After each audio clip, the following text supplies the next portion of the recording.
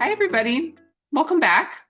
We're in June 2026. I am almost to 6 years of doing this. 6 years in August will be my anniversary for how long we've been doing networking sessions. My name is Sharon Chaden Burks, and you are in the Idea Networking Sessions. And I am happy to bring you two new guest speakers tonight. One is a repeat guest speaker, but I haven't heard from him in a while. Actually, Jared, I don't know if you remember when was it 2024? That sounds right. It has been a while. It's been a little bit. Jared Speight will be speaking first, followed by Puneet Joshi or Joshi? Joshi? Joshi. Joshi. So Puneet actually used to work at Sinclair. Um, and actually, I can't, Puneet, you left right before I started as an ID, right? Yep. That's Exact right. same time. Yep. We were so close to meeting. Almost touched.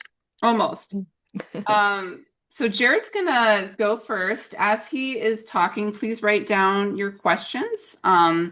Then you can ask them in breakout rooms when we go to breakout rooms, and also in whole group Q&A if you think it's something that you want to ask the whole group. Jared, I'm gonna go ahead and spotlight you, and we'll hear your story. Thank you, Sharon. Mhm. So my name is Jared Speight, and it's nice to see some of you. I know Jennifer, I recognize you and a few others from previous groups. So it's always nice to see familiar faces. But I was a classroom teacher, like many of you, for 14 years. I taught middle school and high school social studies and English language arts.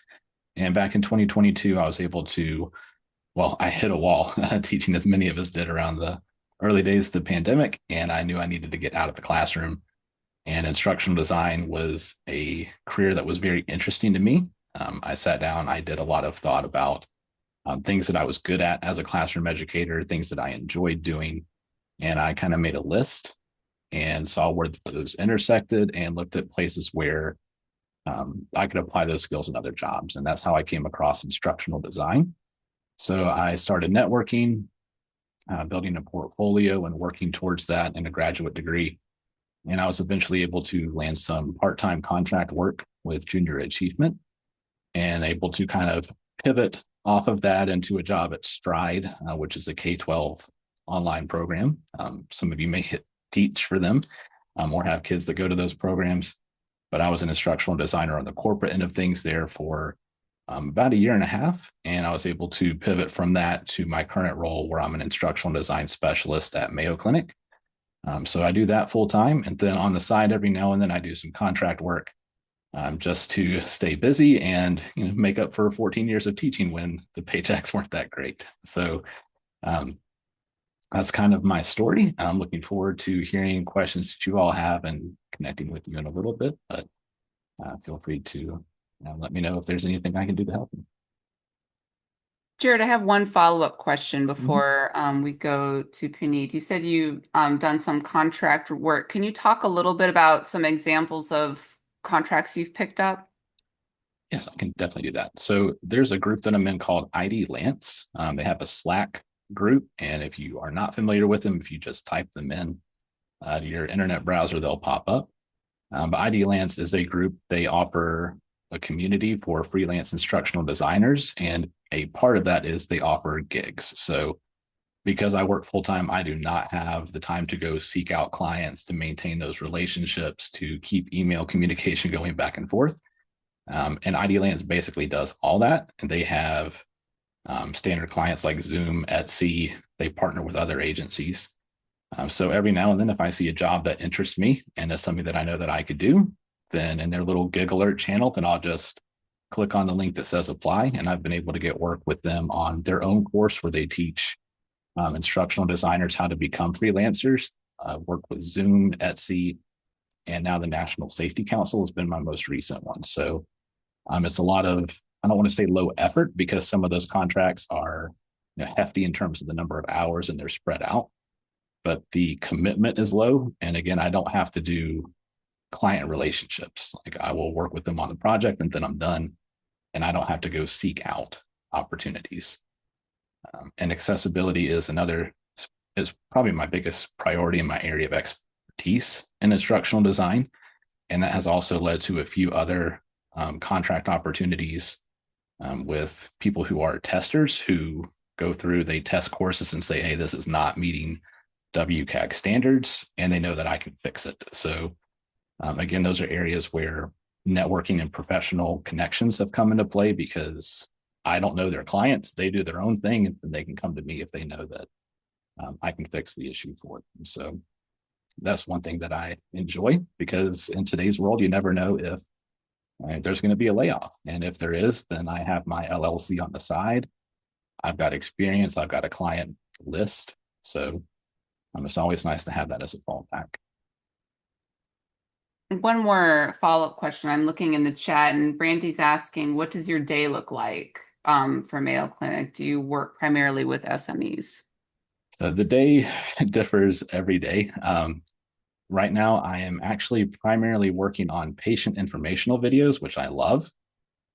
So I'm not creating a lot of courses themselves right now for staff. It's more teaching patients what coordination of benefits means. And if you don't know what that means, then my video, whenever it goes live, can help you out. But essentially, it's all these confusing things about medical billing and revenue cycle, creating that in plain language so that whenever we send these text messages based on logic out to patients, that they can watch this 2 to 3 minute video and either walks them through a process on how to do something, or it explains, like your explanation of benefits. What is that? It says it's not a bill. What's the point of it? So we have that kind of information going out to the patients. But when I'm not doing that, I'm largely on an island for the most part of my day. Like, there is certainly a lot of SME collaboration, but the bulk of the work is being in the tools on the computer and just developing. So the collaboration comes at the front end of the project and the back end, but for the majority of my day, there's teams, but I'm focused on Storyline, Rise, Camtasia, Descript, whatever tool it is that I'm using for a particular project. Awesome. Puneet, are you ready for me to hand it to you?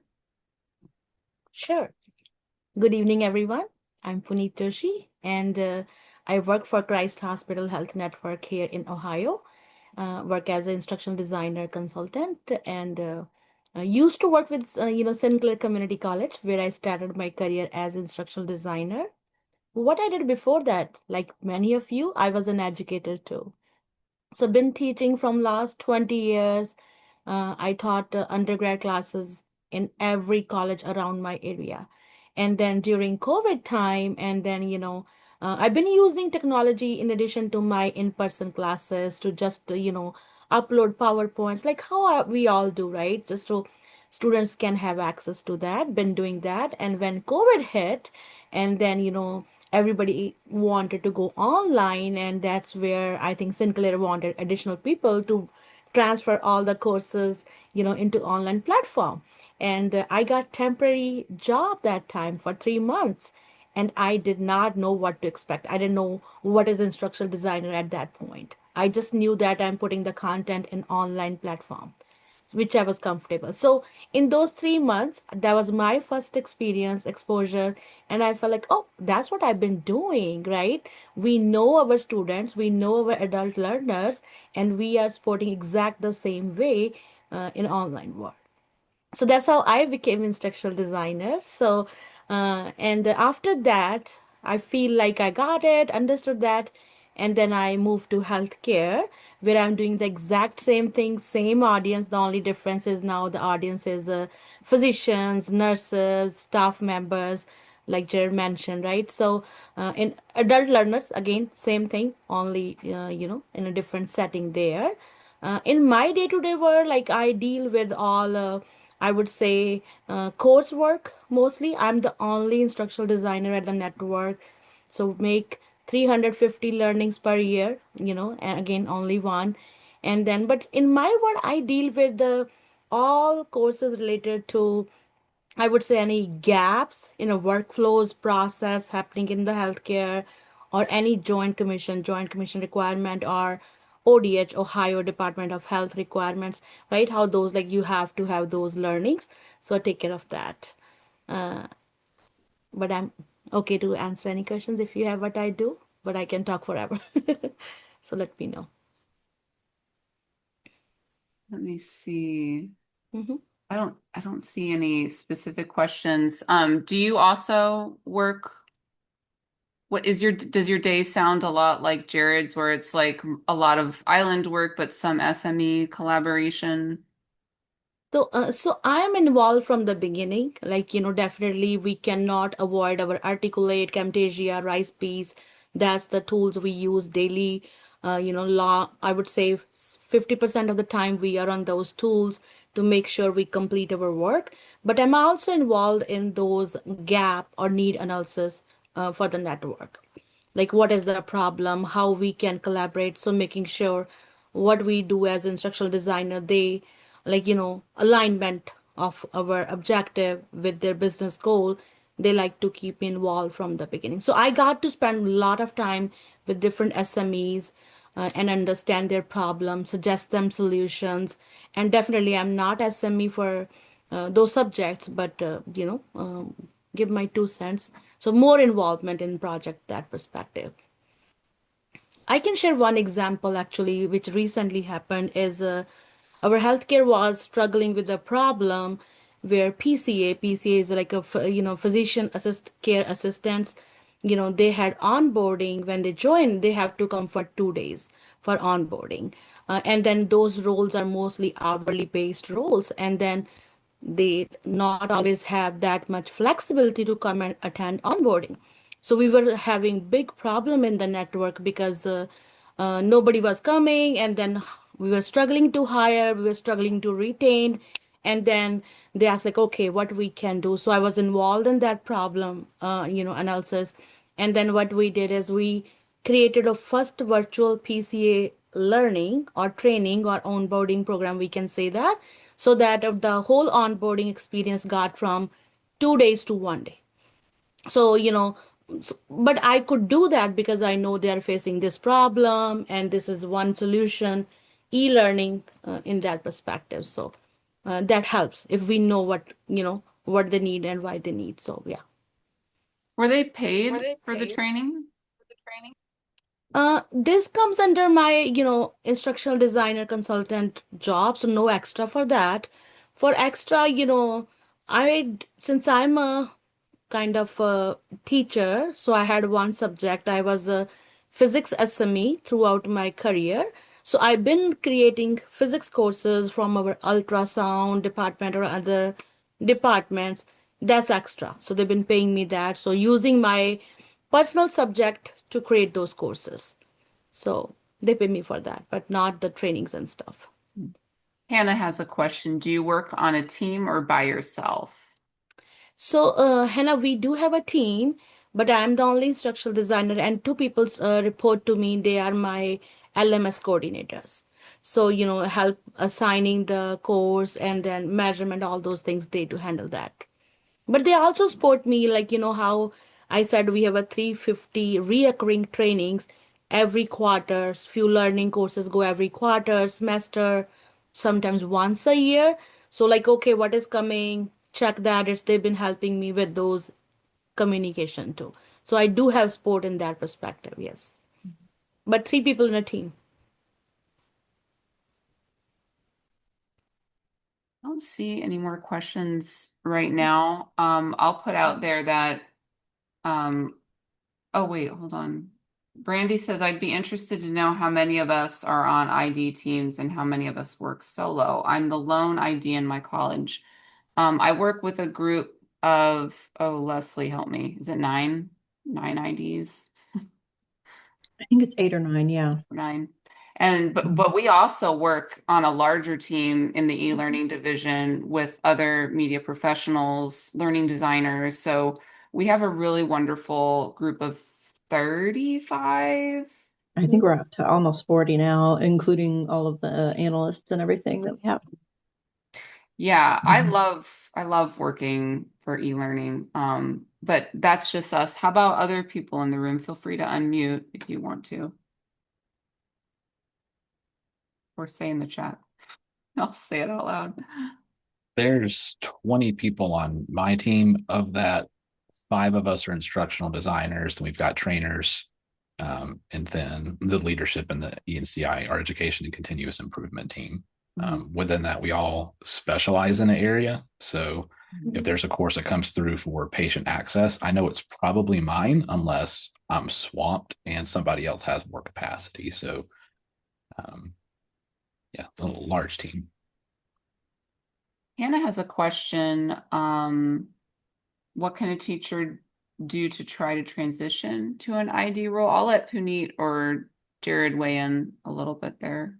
Whoever feels up to it. The first thing I would say would be you have to learn the software specific skills. You already have a lot of the science down. A lot of people make a big deal about the difference between pedagogy and andragogy, and I think that talk is overrated because in reality, good teaching is good teaching. And I think that if you were to look at what classrooms look like today, it's andragogy, right? You're using social learning, you're connecting it to the content. You have far more in common with what Malcolm Knowles was saying about good learning is than what the Industrial Revolution style of education was, which is essentially pedagogy, right? The sage on the stage.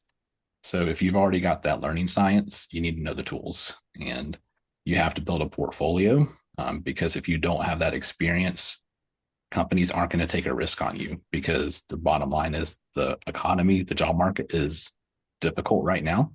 So you're applying to some of the same jobs that people with instructional design experience are applying to. And they're not going to take a chance if they have a shoe-in, somebody who has done it for years.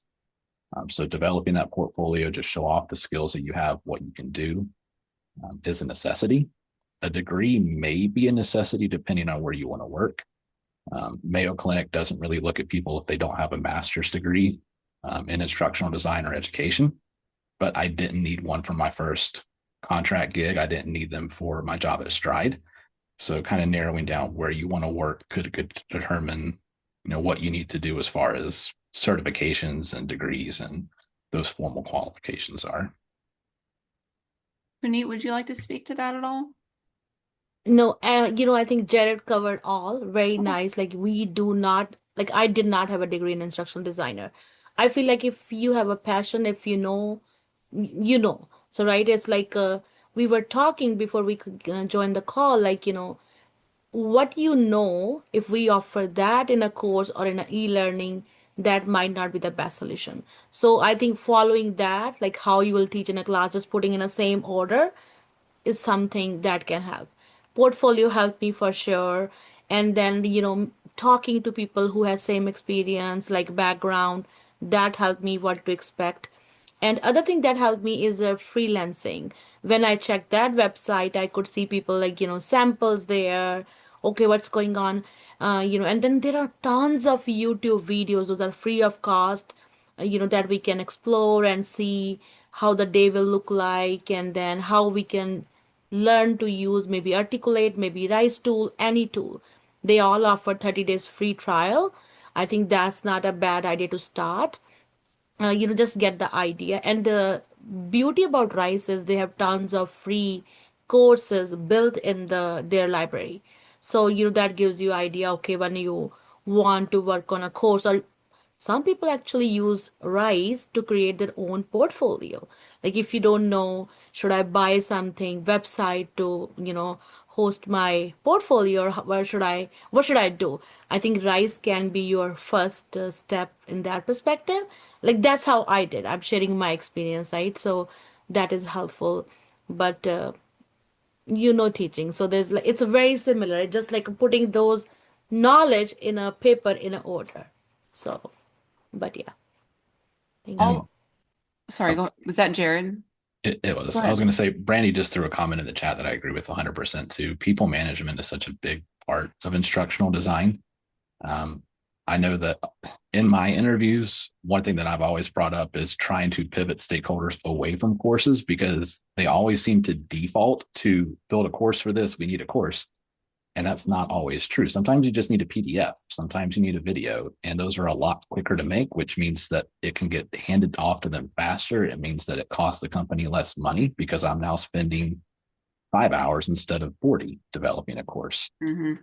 So those people management skills, especially project management, Definitely helpful.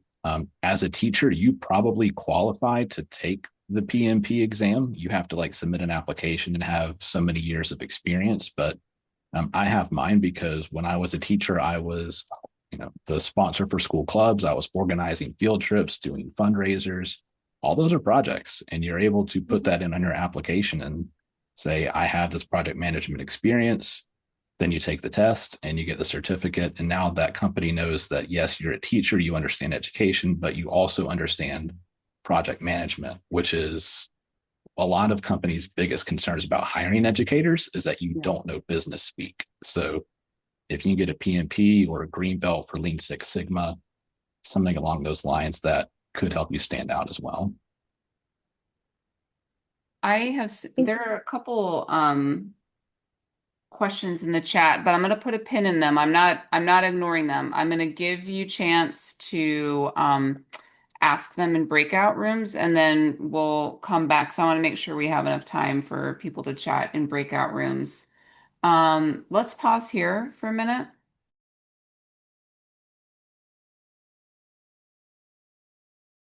Okay, welcome back, everybody. Before we go to whole group Q&A, I want to put out into the chat. You should see there's a feedback form if you want to share feedback with me, and there's also a link to our next session when we will meet, which is Tuesday, July 7th, 7 to 8 p.m. Eastern. And if you want to just make a note in your head, these always happen on the first Tuesday of the month. 7 to 8 p.m. Eastern. Each of the sessions is a different registration link. If you want to be on the listserv, the email chain where all I do is I share recordings and let you know here's the registration links coming up. If you go into the agenda for tonight, there is a link that says join the IDEA mailing list. If you click that link, you will become part of I think it's close to 300 people who get emailed with recordings and upcoming registration links. So that's the easiest way to make sure that you don't miss a session that's coming up. Okay. Are there questions that you did not get answered in breakout rooms that you want to bring up? I know that there were some still in chat, but I wanted to ask you. Hannah had a question. How are you making your videos? Are you using AI or is it you in the video doing the training? I think that's a good question. I'll start with this one because I do a lot of videos, as Leslie knows. I actually do the voiceover. It's just easiest that way. I'm sure at some point I'll clone my voice, but I have not done that yet. Um, I would really like for it to be an AI thing that could be done, but I often end up making videos that are screen captures of how to do things in our LMS. And that is not something that AI can do yet. So I find that I am actually still creating a lot of my own content without AI because the things that I'm making are so specific and so directed to the needs of the learners that I'm dealing with. And what I use a video editing software called Power Director. So it's by Cyberlink. It's like if you've done Adobe Pro, is that what it's called? Their video editing. I don't use it. I think it is Captivate. Premiere, Oh, Premiere, right? yeah. Premiere. It's like Premiere, but it's cheaper. And I don't do a monthly subscription. I pay for the whole year and it ends up being cheaper. And it works. It has more functionality than like Camtasia is great if you want to just do templates, but I want a little more control over like keyframes and transitions and, so it ends up working pretty well for what I need. Jared Puneet, would you like to talk about videos at all? So, like you, I don't use AI tools to create the video. The two that I use are Camtasia and Descript. Descript does have some AI features in there, which is nice for some touch over. Like they have AI to edit sound quality. They also have an eye contact adjuster. So, one of the things that I have is whenever we do have someone reading the script, they're reading off to the side or below the camera. So this allows that feature to just kind of adjust their pupils and raise them up. So I can tell them you don't need to worry about looking at the camera. Just make sure your face is in that general direction, read the script below, and I can fix it later. And they think I'm amazing, even though it's just one click of a button. So Descript does that. But then for those walkthroughs, Descript is not good. It has its own strengths and advantages, but it is not good for being able to zoom in. I do some keyframe edits in Camtasia. You don't have quite as much power as you do in Premiere Pro, like what Sharon was saying, but you can definitely make a video that's good enough to get the job done. So those are the ones that I use. And we've experimented with a few AI ones, but they're just not to the quality. No. At all. I found the same.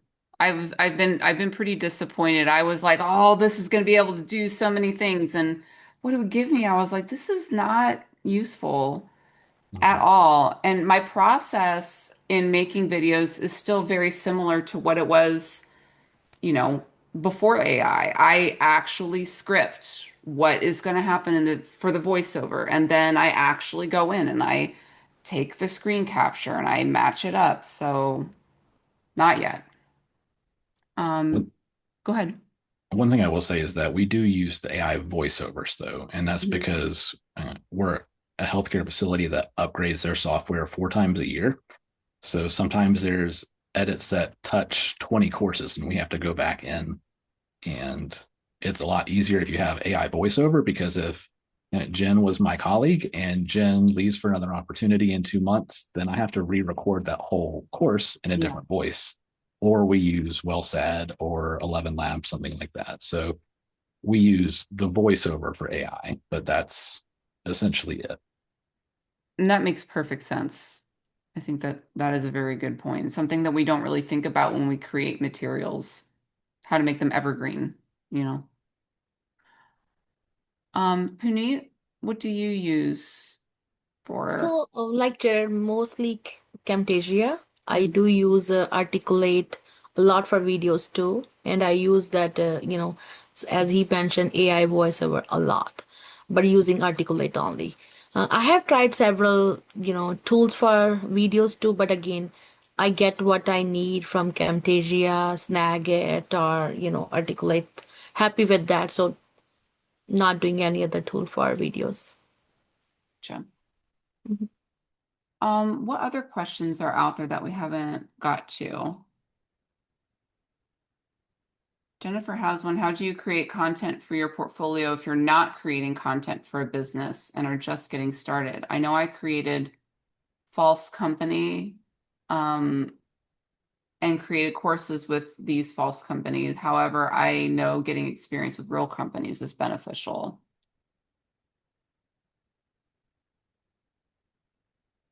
So, I can share something here, Jennifer. I've seen some, somebody's, I would say, portfolios, and they have shared something like how to make a pizza, right? So, like a project like those that are applicable everywhere. So, few samples are available on LinkedIn with Tim is the person, I don't remember his last name. He's been sharing, tons of videos how to make portfolios or sample. He has on listed on his website. Tim said, here we go. So he is a wonderful resource from that perspective. But yeah, it does not have to be related to company. Simple, like how to clean your room, because we want to show that like how we finish that project can be helpful. So choosing anything, any objective can help build your portfolio. And I'll echo that. Whenever we were evaluating portfolios for new jobs, the whole point of a portfolio is to see your technical skills. Yeah. And so I don't care what the content is. If you build a course in storyline and you use interactive states and triggers and variables, then that's something I want to notice as I'm taking the course.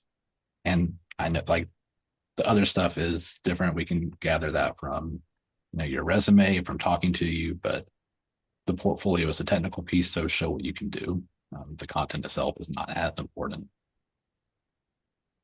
There's one more question in the chat that we haven't gotten to yet. Jen asks, what skills do you use that you didn't expect to need when you were transitioning into ID from teaching? I'll start with this one.